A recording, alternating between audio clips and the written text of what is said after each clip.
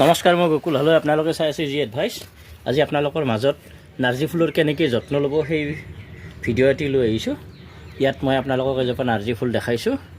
এইজোপা নাৰ্জী এতিয়াও যথেষ্ট পৰিমাণে ফুলি আছে আৰু বহু সংখ্যক কলি এতিয়াও ইয়াত আছে। আপোনালোকে গছজোপা চালে দেখিব এই ধৰণে।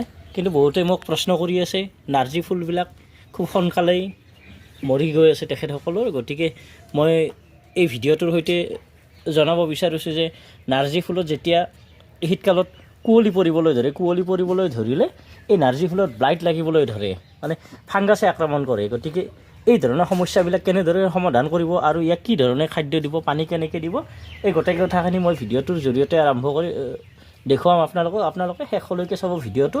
এই এজোপা সুন্দৰ নাৰ্জী, আপোনালোকে এই নাৰ্জীৰ যত্ন কেনেকৈ ল'ব সম্পূৰ্ণ তথ্যখিনি আপোনালোকে বুজি পাব এই ভিডিঅ'টোৰ জৰিয়তে। গতিকে শেষলৈকে চাই থাকিব।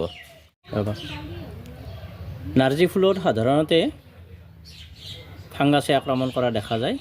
গতিকে ফাংগাছৰ পৰা আপোনালোকে ৰক্ষা পাবলৈ চাফ বা বেভিষ্টিন এই ধৰণৰ ফাংগিচাইড পাউডাৰ আপোনালোকে 1 লিটাৰ পানীত 1 ml পৰিমাণৰ 1 গ্ৰাম পৰিমাণৰ আপোনালোকে ল'ব। লৈ গোটেই গছজোপাতে ধুনীয়াকৈ স্প্ৰে কৰিব। এই ধৰণে স্প্ৰে কৰিব। আৰু ইয়াত কেতিয়াবা পোক পতংগৰ আক্ৰমণ কৰা দেখা যায়। পোক পতংগৰ আক্ৰমণৰ কাৰণে আপোনালোকে নিম অইল ব্যৱহাৰ কৰিব পাৰে বা যিকোনো ব্ৰেণ্ডৰ আপোনালোকে কীটনাশক আপোনালোকে ব্যৱহাৰ কৰিব। আৰু ছিজনেল ফুলবিলাকক যথেষ্ট খাদ্যৰ প্ৰয়োজন হয়। সেয়ে আপোনালোকে 15 দিনমানৰ মূৰত এই ধৰণে ভাৰ্মি কম্পষ্ট, তাৰ লগত কিছু পৰিমাণে নিম খলিহৈ যদি থাকে, ভাৰ্মি কম্পষ্ট নিম খলিহৈ এই ধৰণে ব্যৱহাৰ কৰিব। আৰু প্ৰতিজোপা গছতে 2 চামুচকৈ ইয়াৰ গুড়িত দিব।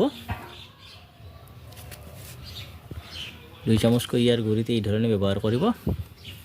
আৰু ব্যৱহাৰ কৰি চাৰিওফালে খুব সুন্দৰভাৱে ঠিক ঠাক কৰি দিব।